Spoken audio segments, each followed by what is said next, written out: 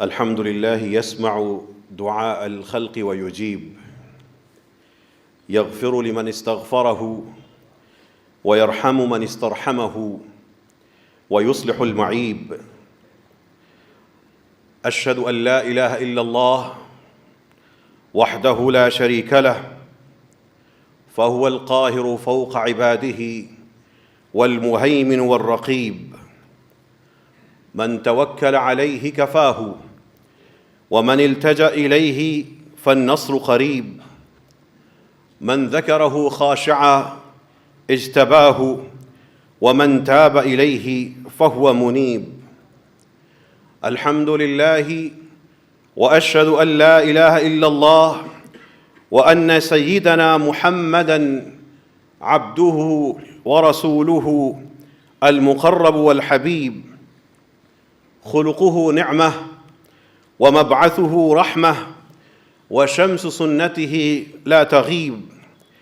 اللهم صل وسلم وبارك على محمد وعلى آله وأصحابه وأزواجه ما وسعه علم الحساب من تربيع وتكعيب.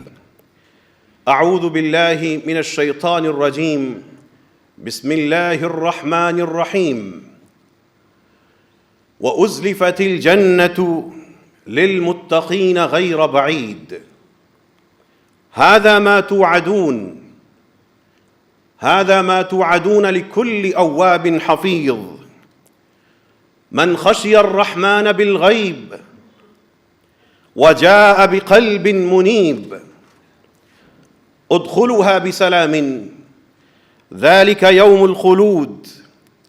لهم ما يشاءون فيها ولدينا مزيد. صدق الله العظيم. اللهم إنا نسألك الهدى والتقى والعفاف والغنى. اللهم اغفر لنا ولآبائنا وأمهاتنا وإخواننا وأخواتنا. اللهم إنا نسألك حبك وحب من يحبك والعمل الذي يبلغنا حبك. اللهم اجعل حبك أحب إلينا من أموالنا وأنفسنا ومن الماء البارد. اللہ سے ملاقات کا یقین ایمان کا ایک حصہ ہے۔ آپ یہ بتائیے کہ اللہ سے ملاقات کا وقت آج یا آئندہ کسی دن آ جائے تو سب سے بہتر ہاتھ میں چیز کیا ہے؟ اس سوال کا جواب دیجیے۔ سب سے شاندار چیز یا عمل جو انسان اپنے ساتھ لے کر جائے وہ کیا ہوگا؟ کہ اللہ سے ملاقات ہو رہی ہو۔ وَكُلٌّ آتِيهِ يَوْمَ الْقِيَامَةِ فَرْدًا۔ ہر کسی نے ایک ایک ہو کے سامنے پیش ہونا ہے۔ اپنی تیاری بتائیے، اور اگر آج تک نہیں سوچا یا تیاری نہیں کی تو سوچئے کہ کتنے پہلو ہیں جو ضروری ہیں اور وہ ہم سے اوجھل ہیں۔ ہماری پیاری ماں حضرت عائشہ رضی اللہ عنہا ایک شاندار بات بتلاتی ہیں۔ اللہ سے ملاقات کے لیے جو عمل سب سے شاندار ان کو سمجھ آیا وہ سمجھاتی ہیں۔ کہتی ہیں إِنَّكَ لَن تَلْقَ اللَّهَ بِشَيْءٍ خَيْرٍ مِّن قِلَّةِ الذُّنُوبِ۔ جب اللہ تعالیٰ کے ہاں تم پیش ہوگے تو جو سب سے بہتر چیز تمہیں ملے گی یا جو سب سے بہتر عمل ہو سکتا ہے وہ یہ ہے کہ تمہارے گناہ کم ہوں۔ گناہ کم ہوں، نیکیاں زیادہ نہ ہوں تو گزارا ہو جائے گا، لیکن اگر گناہوں کی پلڑیاں اٹھائی ہوں گے، ان کے بوجھ لادے ہوئے ہوں گے، تو پھر پلڑے بدی کے بھاری ہوں گے، محاسبہ سخت ہو جائے گا۔ نیکیوں پہ تو درجات ملنے ہیں، گناہوں پہ سزا کا تعین ہونا ہے۔ پھر اماں عائشہ رضی اللہ عنہا کہتی ہیں فَمَنْ سَرَّهُ أَنْ يَسْبِقَ الدَّائِبَ الْمُجْتَهِدِ، جو یہ چاہتا ہے کہ کسی مسلسل عبادت میں مشغول شخص سے بھی آگے بڑھ جائے، فَلْيَكُفَّ نَفْسَهُ عَنْ كَثْرَةِ الذُّنُوبِ، وہ اپنے آپ کو گناہوں سے روک لے، گناہوں سے بچنا شروع کر دے، وہ فحاشی کی دلدل میں پھنسا ہوا انسان اس سے نکلے، وہ گھروں میں صبح و شام بجتا ہوا میوزک اور موسیقی اور چلتے ہوئے ڈرامے اور فلمیں اور اداکاراؤں کے تذکرے اور ان کے لباسوں کی باتیں، وہ تعلیمی نظام کے نام پر اسلامی تعلیمات کو روند کر مخلوط دوستیاں، اس معاشرے میں سیاسی غلاظت کے نام پر، سیاست کے نام پر پھیلی ہوئی غلاظت سے بچ کر اور فرقے کی دکانوں سے سودا خریدے بیچے بغیر، ان گناہوں میں لت پت ہوئے بغیر اللہ کے ہاں پیش ہو جائے تو وہ بندہ اللہ کے ہاں شرمندہ نہیں ہوگا۔ حسن رحمہ اللہ سمجھا رہے ہیں کہ انسان نے اگر یہ دیکھنا ہو کہ اب اس کا رب اس کی طرف متوجہ نہیں ہوتا اور رب کی توجہ اور محبت اس بندے کو نہیں مل رہی، تو بندہ اپنا حساب کر لے اور وہ دیکھے کہ اللہ نے جو اس سے اس بے رخی اور بے توجہی کا معاملہ کیا ہے، اس کا سبب کیا ہے۔ اس کا سبب اگر جاننا ہو تو ہر انسان یہ دیکھ لے کہ وہ اپنی زندگی کے شب و روز کس کام میں گزار رہا ہے، وہ دیکھے کہ میرے معمولات کیا ہیں، اس میں نیکی اور عمل صالح کا کتنا کردار ہے، دنیا کے لیے کتنی بھاگ دوڑ ہے، پھر وہ حساب کر لے کہ مجھے میرے رب نے جس طرف لگایا ہے وہ خیر ہی خیر ہے اور ایک طرف دنیا ہی دنیا ہے۔ یہ انہی سوچوں کے درمیان اللہ سے ملاقات اور اس مسجد میں اجتماع کے درمیان جو وقت ہے اور جو پیدائش سے لے کے موت تک ہماری عمر ہے، وہ موقع ہے، وہ فرصت ہے، وہ چانس ہے، وہ مہلت ہے، وہ کچھ کرنے کا موقع ہے، وہ کچھ سجا دینے کا ایک وقت ہے۔ انسان اپنے سے مخلص ہے تو اپنی جان اور اپنے وجود اور اپنے وقت کا محاسبہ شروع کر دے۔ ایک تابعی منظر بیان کرتے ہیں، وہ کہتے ہیں کہ میں اپنے آپ کو یوں شمار کرتا ہوں گویا کہ میں جنت میں ہوں، آکل من ثمارہا، اس کے پھل کھا رہا ہوں، واشرب من انہارہا، اس کی نہروں سے سیراب ہوئے جا رہا ہوں، واطوف بدیانہا، جنت کی وادیوں میں گھوم پھر رہا ہوں، اللہ کی نعمتوں سے لطف اندوز ہو رہا ہوں، ایک تصور یہ کرتا ہوں، پھر دوسرا تصور کرتا ہوں کہ میں آگ میں ہوں، وہاں کے تھور کے درخت کھانے کی کوشش کر رہا ہوں، کھولتا پانی میرے اندر اتر رہا ہے، اس کے گڑھوں میں میری چیخیں نکل رہی ہیں، آکل من زقومها واشرب من حمیمها واصیح بین اہلها، یہ دو منظر تصور کرتا ہوں، پھر اپنے آپ سے کہتا ہوں یا نفس ماذا تريدین، اے میری جان فیصلہ کرو کدھر جانا ہے، کدھر کا مکیں بننا ہے، کہاں کا مشروب اپنے اندر اتارنا ہے۔ یا نفسی ہاں انت فی الدنیا، وہ تابعی کہتے ہیں میں اپنی جان کو سمجھاتا ہوں، اے جان ابھی دنیا میں ہو، اس جنت سے پہلے، اس دوزخ سے پہلے خود کچھ کر لو۔ قرآن انبیاء کا علیہم السلام کا تذکرہ کرتے ہوئے کہتا ہے انہم کانوا یسارعون فی الخیرات، ان کی زندگی نیکی کے کاموں میں بڑھ چڑھ کے حصہ لینے کا نام تھا۔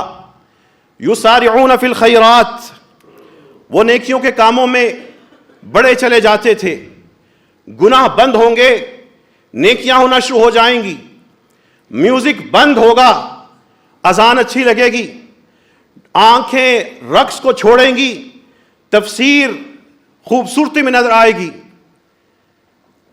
فلمیں بند ہوگی تو جنت کے منظر اس میں ماں باپ کا تصور جنم لے گا۔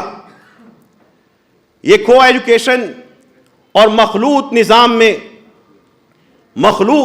میں جو اپنی بیٹے اور بیٹیوں کو آلودہ کیے جا رہے ہیں، اس سے نکلیں گے تو حیا اور عفت کی اہمیت سمجھ آئے گی۔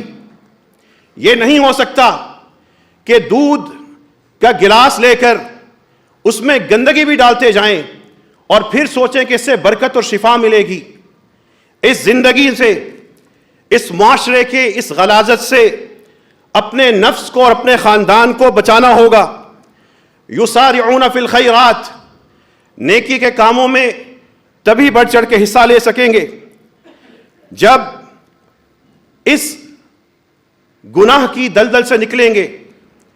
رسول اللہ صلی اللہ علیہ وسلم اپنے صحابہ کرام رضوان اللہ علیہم اجمعین کو کیسے کیسے منظر میں جا کے سمجھاتے ہیں۔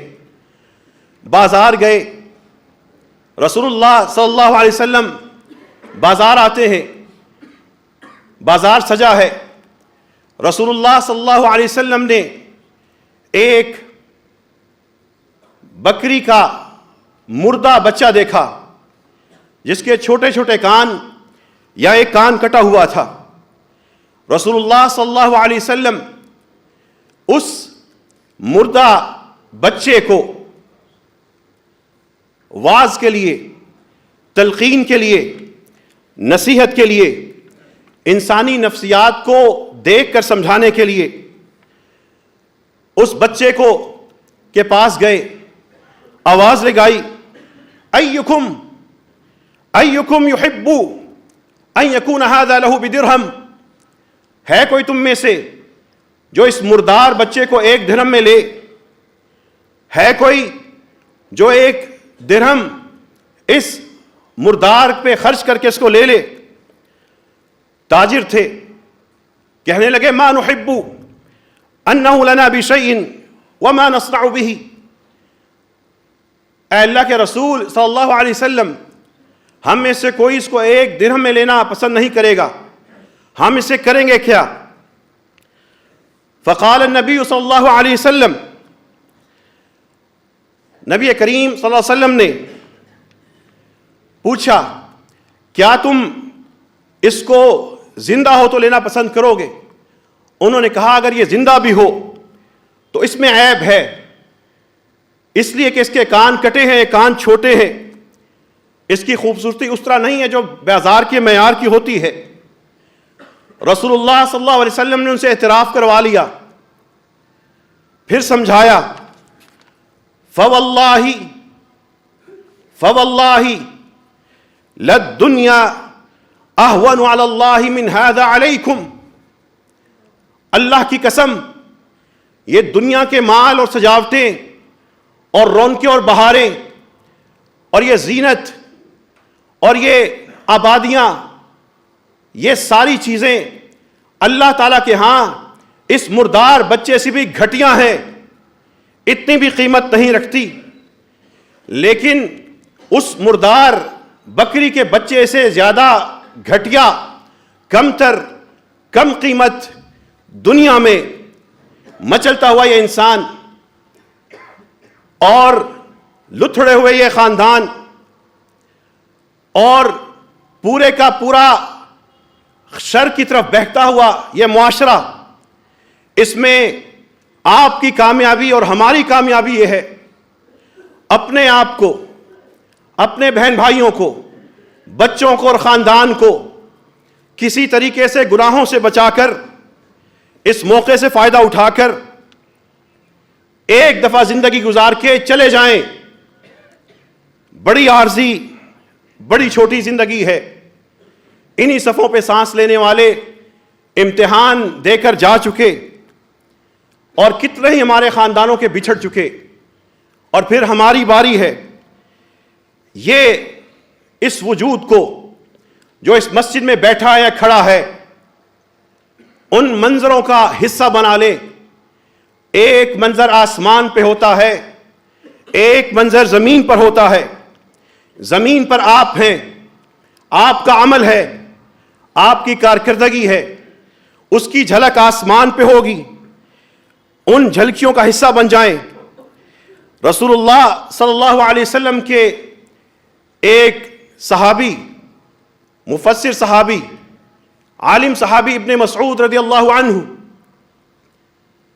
جسامت میں بڑے کمزور، رسول اللہ صلی اللہ علیہ وسلم کے صحابہ تشریف فرما ہے. ایک درخت پر چڑھتے ہیں کہ رسول اللہ صلی اللہ علیہ وسلم کے لیے مسواک لے کے آئیں. ان کی پتلی پتلی پنڈلیوں کو دیکھ کر اور ٹانگوں کو دیکھ کر صحابہ کرام رضوان اللہ علیہم اجمعین مسکرانے لگے. اور ذرا ہوا چلی تو درخت کے ساتھ وہ بھی ہلنے لگے. فضحک القوم. عالم، علم کا پہاڑ، لیکن جسامت محدود. رسول اللہ صلی اللہ علیہ وسلم نے منظر دیکھ لیا، سمجھ گئے. مما تضحکون، کس بات پہ ہنس رہے ہو؟ قالوا یا نبی اللہ، اے اللہ کے رسول، من دقت ساقیہ، ان کی یہ پتلی پتلی ٹانگیں دیکھ کر ہنسی آ رہی ہے. فقال رسول اللہ صلی اللہ علیہ وسلم نے ایک جملہ ارشاد فرمایا. وہ جملہ ذکر کرنے سے پہلے یہ سمجھ لیجئے گا، اللہ کی راہ میں کروڑ پتی لاکھوں میں خرچ کرتا ہے، اور غریب چند بھی خرچ کرنے کے لیے سوچتا ہے. اس کا لاکھوں دینا اپنی جگہ اس کی قدر و منزلت ہے، لیکن غریب یہ نہ سوچے کہ کچھ اللہ کی راہ میں بہت معمولی دیتا ہوں. وہ عمل، وہ دنیا کے حساب ہیں، وہ عمل اللہ کے ہاں کس طریقے سے بدلتا ہے. کوئی کمزور شخص یہ نہ سوچے کہ میں عالم نہیں ہوں، واعظ نہیں ہوں، اچھی آواز کا مالک نہیں ہوں، لہجہ میرا مؤثر نہیں ہے. وہ جتنا دین کا کام ہو سکتا ہے کرتا جائے. اس کے فالورز کتنے ہیں، لائکس کتنے ہیں، ان چکروں میں کبھی نہ پڑنا. رسول اللہ صلی اللہ علیہ وسلم ایک جملہ فرما رہے ہیں، والذی نفسی بیدہ، اس ذات کی قسم جس کے قبضہ قدرت میں میری جان ہے، لہما اثقل فی المیزان من احد. عبداللہ ابن مسعود کی یہ پتلی پتلی دو ٹانگیں اللہ کے ہاں وزن میں اس جبل احد سے زیادہ بھاری ہیں. وہ عمل کرنے والے جب عمل کر کے رب کے حضور پیش ہوں گے ان کے وزن بدل جائیں گے. اصل وزن ان کے اعمال کا ہوگا. منظر دنیا کا ہے, جھلک آخرت میں رسول اللہ صلی اللہ علیہ وسلم نے بتا دی. قرآن دوسرا منظر سمجھاتا ہے. دنیا میں بڑے بڑے قدآور لوگ, صحت مند لوگ, شہرت والے لوگ, نامور لوگ, عمل سے خالی لوگ, انہو لا یأتی الرجل العظیم السمین یوم القیامہ, بڑی اچھی صحت کا مالک, بڑے شاندار ڈیل ڈول کا مالک, لمبا چوڑا طاقتور صحت والا, قیامت کے دن آئے گا. لا یزن عند اللہ جناح بعوضۃ, اللہ کے ہاں وزن میں مچھر کے ایک پر کے برابر نہیں ہوگا. یہ دنیا کے رتبے اگر عمل سے خالی ہیں, بندہ اللہ کے ہاں بے وزن ہے, اور اگر عمل میں لگا ہے, گمنام ہے, کمزور ہے, محدود وسائل کا مالک ہے, اللہ کے ہاں اس کے اعمال پہاڑوں کے حساب سے تولے جا رہے ہیں. وہ عمل سے خالی لوگ, انہی کے بارے میں تو قرآن کہتا ہے فَلَا نُقِيمُ لَهُمْ يَوْمَ الْقِيَامَةِ وَزْنًا, ہم قیامت کے دن ان کا کوئی وزن ہی نہیں بننے دیں گے. موقع ہیں, ملتے ہیں, صبح و شام ملتے ہیں. اگلا جمعہ اللہ تعالیٰ کی توفیق سے صرف انہی موقعوں کا بیان ہوگا جو صبح و شام اور رات تک ملتے رہتے ہیں. بار بار ہم سنتے ہیں پھر بھول جاتے ہیں. ایک منظر اور, ایک انسان تھا, اس نے ایک معمولی سا کام کیا, گزر رہا تھا. گزرتے گزرتے اس نے راستے میں ایک چھوٹا سا درخت دیکھا, اور ایک حدیث میں ہے درخت کی کچھ ٹہنیاں دیکھیں. اس نے سوچا بندے گزریں گے, کسی کی آنکھ میں پاؤں میں کسی کو الجھن ہوگی. اس نے وہ خلق خدا کا سوچ کر اس درخت کو, اس ٹہنی کو ایک طرف کر دیا, کاٹ دیا, ایک طرف رکھ دیا, راستہ خالی کر دیا اور چلا گیا. کسی نے نہیں دیکھا, وہ چلا گیا. زمین کا منظر زمین پہ ہوا, فراموش ہو گیا. لیکن وہ نیکی آسمان پہ جاتی ہے. آسمان پر رسول اللہ صلی اللہ علیہ وسلم تشریف لے جاتے ہیں. وہ بندہ وہاں پر جنت میں لوٹ پوٹ ہو رہا ہے. رسول اللہ صلی اللہ علیہ وسلم فرماتے ہیں لقد رأيت رجلا يتقلب في الجنة في شجرة قطعها من ظهر الطريق. اس بندے کو آسمان میں اور اوپر جنت میں نے لوٹ پوٹ ہوتے دیکھا. نیکی کتنی محدود سی, اجر کتنا عظیم.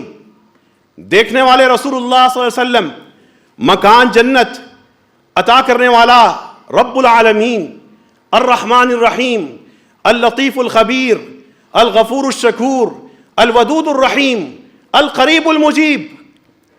وہ صفات آپ کے ساتھ ساتھ چلتی ہیں.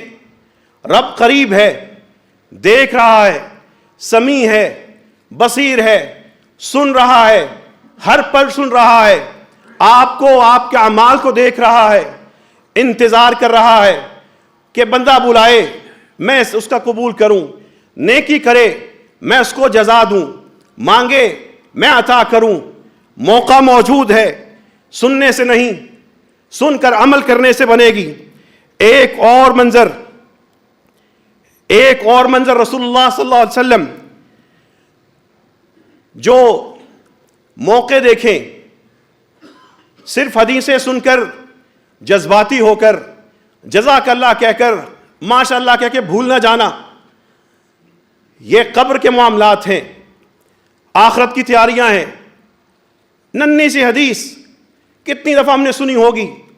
رتبہ دیکھیں, عظمت دیکھیں, شان دیکھیں, انعام دیکھیں, اکرام دیکھیں.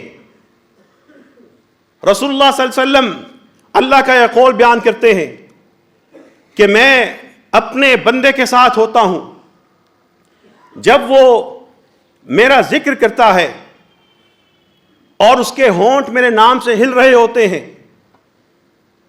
وہ بندہ کہیں کام کرتے ہوئے سبحان اللہ کہہ رہا ہوگا، کوئی اللہ اکبر کہہ رہا ہوگا، کوئی لا الہ الا اللہ وحدہ لا شریک لہ کہہ رہا ہوگا، کوئی استغفر اللہ کہہ رہا ہوگا، کوئی 2 دفعہ 4 دفعہ. وہ بندہ معمول میں وہ ذکر کو اپنی عادت اور عبادت بنا کے لگا ہوا ہوگا. ہم میں سے کوئی ہے ایسا معذور جو لا الہ الا اللہ بھی نہ کہہ سکتا ہو؟ کوئی ہے جس کو اللہ نے اتنا بے بس کیا ہو جو سبحان اللہ و بحمدہ بھی نہ کہہ سکتا ہو؟ سب کے پاس ہمت ہے، اصل بات عمل کی ہے. ایک منظر وہ ہے جو آپ ہیں، طے آپ نے کرنا ہے کہ اوپر کے منظر میں اپنی جھلک، اپنی تصویر، اپنا خاندان، اپنے ماں باپ اور بچوں کو اس منظر میں لے کے جانا ہے یا نہیں جانا. اللہ تعالی ہم سب کو سن کر اور کہہ کر عمل کرنے کی توفیق عطا فرمائے.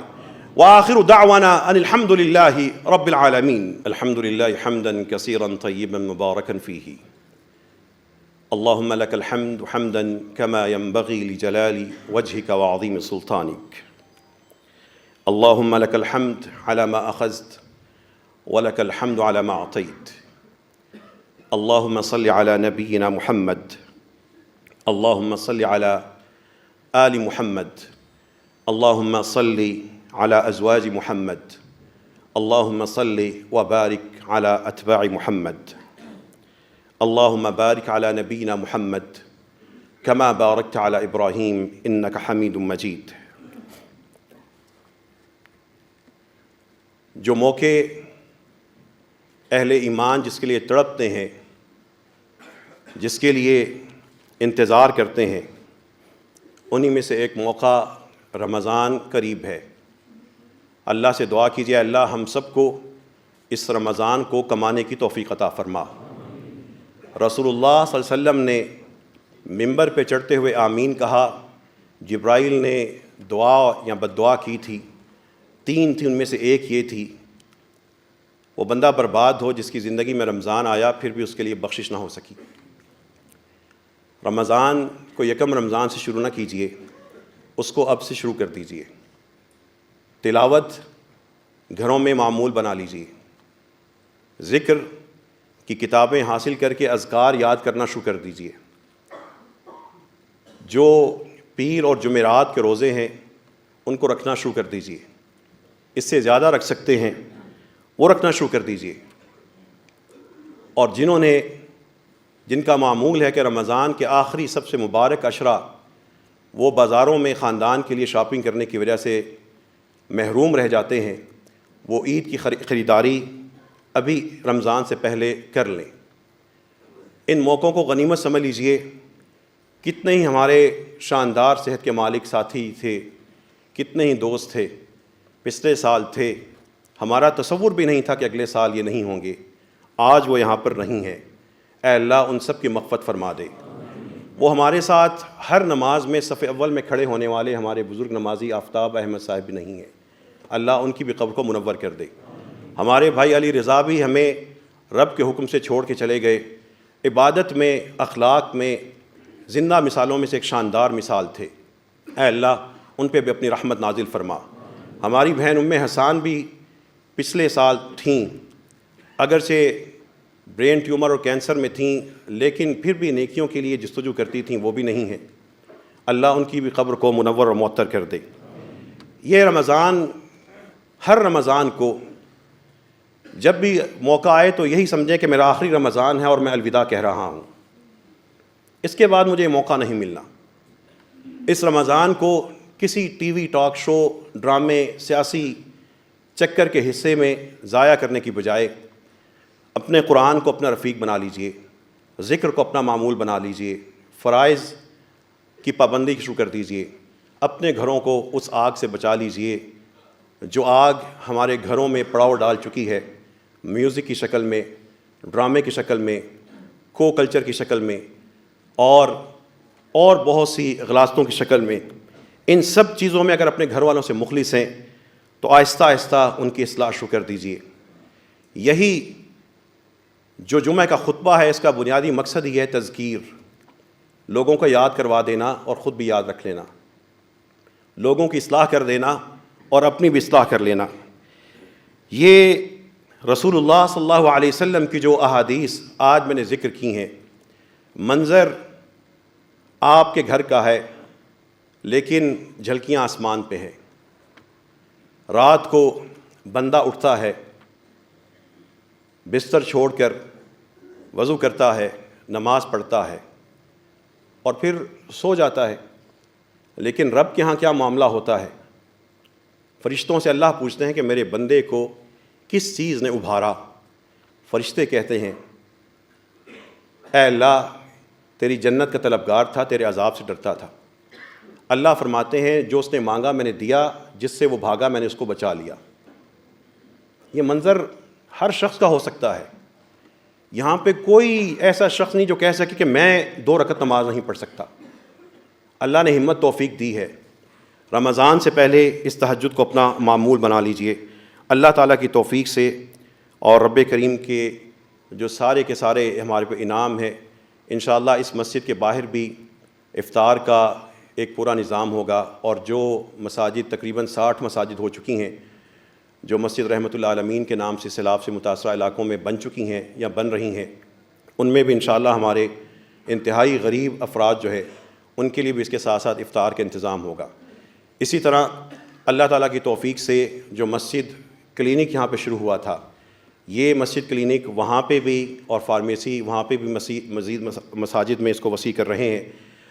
ایک اور چیز، ہمارے معاشرے میں جو ظلم اور زیادتی ہے اس میں خاص طور پہ جب غریب بندے پہ وقت آتا ہے اس کو کہیں سہارا نہیں ملتا، نہ اس کو عدالتوں کا، نہ پولیس کا، نہ اس نظام کا پتہ ہوتا ہے، نہ وہ اس کو افورڈ کر سکتا ہے۔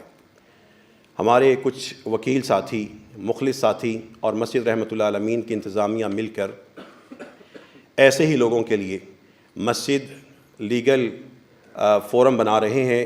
جو ایسے لوگ ہوں گے جو واقعی کمزور ہیں، واقعی مظلوم ہیں، ان کے کیسز کو جامع مسجد رحمت اللہ عالمین اور ہمارے وہ وکیل حضرات انشاءاللہ تعالیٰ لے کے آگے بڑھیں گے۔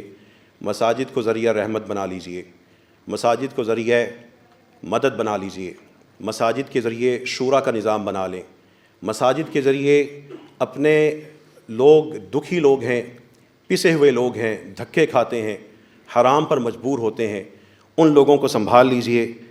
مہنگائیوں کا شکوہ نہ کیجئے۔ یہ بتائیے آپ کو اللہ تعالیٰ نے اتنے اعضاء دیے ہیں، آپ ان پارٹس آف باڈی کے چیف آف آرمی سٹاف ہیں یا آپ کی آرمی ہے، آپ اپنی آرمی بتائیے کیا کرتی ہے؟ یہ دل آپ کا صدر مملکت ہے، اس صدر مملکت نے کون سے آرڈیننس جاری کیے ہیں اور اس پہ کیا عمل کر رہے ہیں؟ آپ اپنے گھر کے وزیر اعظم ہیں، اپنے گھر کی مملکت میں آپ نے کیا کیا ہے؟ یہ دوسروں پہ تنقید اور دوسروں کے لیے سختی کی بجائے اپنی طرف پلٹ جائیں، اپنے گھر والوں کو بچا لیں۔ اور ایک ننھی سی چیز، رسول اللہ صلی اللہ علیہ وسلم کی احادیث کے بعد قرآن کریم کے صرف 2 لفظ اپنے رویوں میں وہ پیدا کر لیجئے، والکاظمین الغیظ، غصے کو پی جانے والے، والکاظمین الغیظ، غصے کو پی جانے والے، والکاظمین الغیظ، غصے کو پی جانے والے، والعافین عن الناس، لوگوں سے درگزر کرنے والے۔ بطور خاص اپنے خاندان کے معاملات میں اور بطور خاص جو خواتین یہاں پر موجود ہیں، مردوں کے لیے بھی لیکن خواتین کے لیے بطور خاص اس لیے کہ جو پچھلے 6 مہینے سے ہماری جو مسجد کی ایک فیملی کونسل یا اس کے ایک چھوٹا سا ایک پلیٹ فارم بنا ہوا ہے جہاں پہ گھروں کے معاملات آتے ہیں صلح کے لیے یا کسی حوالے سے، وہاں پہ جو بات سامنے آ رہی ہیں، خواتین رشتہ دار ایک دوسرے کو معاف نہیں کرتی، نتیجتاً مرد بھی تقسیم ہو کے بیٹیوں کے گھر اجڑ رہے ہیں۔ والعافین عن الناس، خدا کے لیے لوگوں کو، رشتوں کو معاف کرنا سیکھیے۔ والکاظمین الغیظ، یہ صرف اپنے اندر پیدا کیجئے، حق لیجئے، حق سے دستبردار اگر برداشت نہیں کر سکتے نہ ہوں، لیکن ضدوں میں آ کر جو رشتے ٹوٹ رہے ہیں، جو بیٹیوں کے گھر اجڑ رہے ہیں، اس میں بڑی وجہ کیا ہے؟ ہمارے اندر برداشت کی کمی اور ہمارے اندر غصہ پینے کی یہ خصلت نہیں ہے۔ قرآن ان 2 الفاظ کے بعد جو کہتا ہے ادھر معاف کر دیجئے، اوپر جواب یہ آئے گا واللہ یحب المحسنین، اللہ ایسی نیکی کرنے والوں ہی کو تو پسند کرتا ہے۔ اپنی جو بہو ہے اس کو معاف کر دیں، اپنی جو ساس ہے اس کو انسان سمجھ کے معاف کر دیں۔ جو کسی کی بیٹی اپنے گھر میں لے کے آئے ہیں اس کو خادم نہ سمجھے، نوکرانی نہ سمجھے، وہ آپ کی عزت ہے اور آئندہ نسل کی ماں ہے، ان بیٹیوں کو معاف کر دیں۔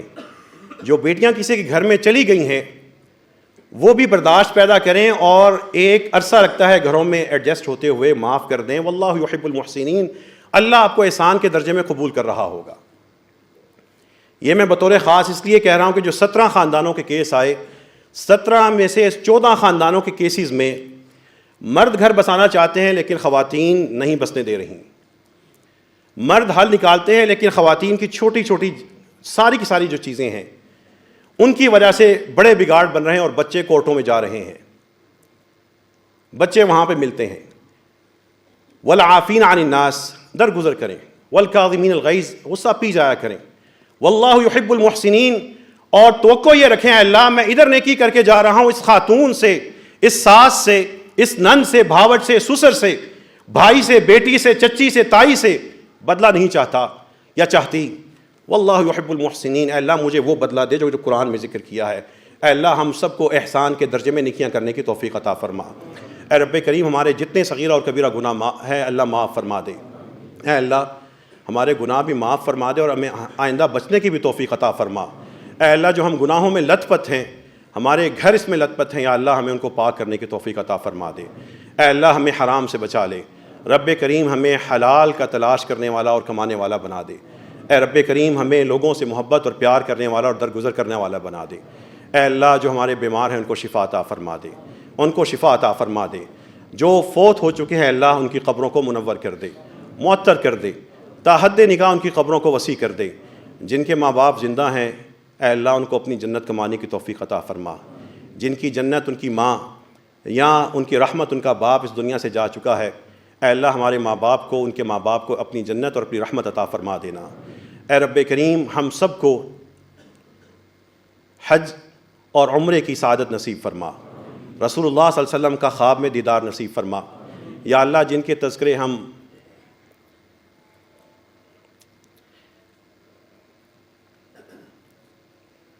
صبح و شام کرتے ہیں، ان کی حدیثیں بیان کرتے ہیں، اے اللہ ان رسول اللہ صلی اللہ علیہ وسلم کا دیدار نصیب فرما دے، ہمیں قیامت کے دن رسول اللہ صلی اللہ علیہ وسلم کی شفاعت نصیب فرما دے۔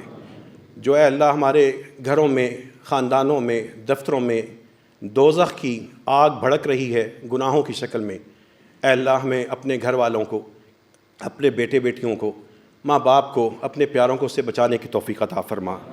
اے اللہ جہاں جہاں پہ مسلمان ابتلا کا، مصیبت کا، زلزلے یا سیلاب یا کسی اور آزمائش کا شکار ہیں، اللہ ان کی مدد فرما دے۔ اے رب کریم ہمیں اور ہماری نسلوں کو ان آفات سے بچا لے۔ ربنا تقبل منا انک انت السمیع العلیم وتب علینا انک انت التواب الرحیم، وآخر دعوانا ان الحمد للہ رب العالمین۔